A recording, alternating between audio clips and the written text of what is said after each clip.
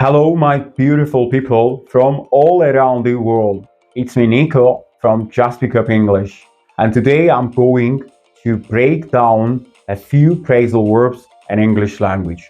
But before I'm going to start, I would like to ask several questions around the phrasal verb. The first, what is phrasal verb? Simply, phrasal verb is combination of verb, adverb or preposition to give new meaning to the word. Why phrasal verbs are important in English language?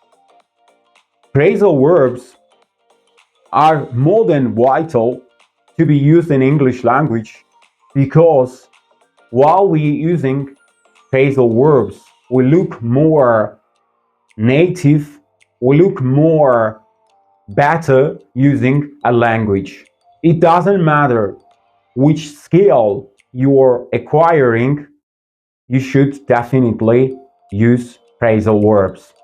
Even more, if you're going to pass any international English exam, you exactly need to know several phrasal verbs. Thus, upcoming days, I'm going to provide 5 phrasal verbs with their meanings, uses, and examples within every new video. Therefore, if you like the content, please don't hesitate to subscribe to my YouTube channel because your support matters a lot. Let's begin with gear up, which is phrasal verb and means to prepare for something.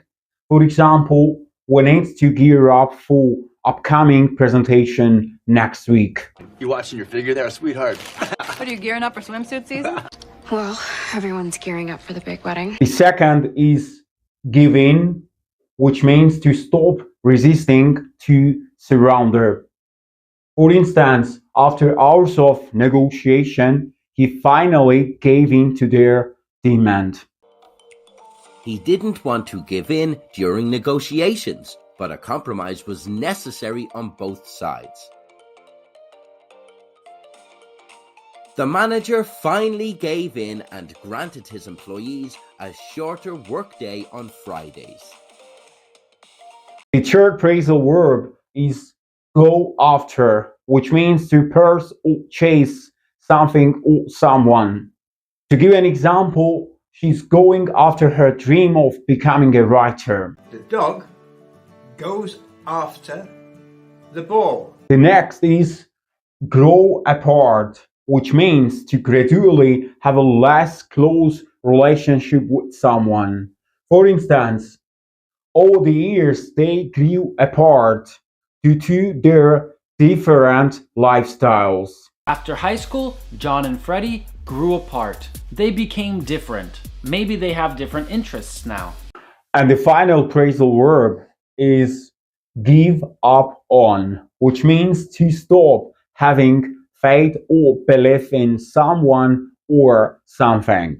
To give an example, don't give up on your goals, even if it gets tough. My teacher gave up on me. That's a bad teacher. I will never give up on you. I know you can move mountains. That's all for today. But if you like the content, please don't hesitate to subscribe to my YouTube channel. And see you next at Just Pick Up English.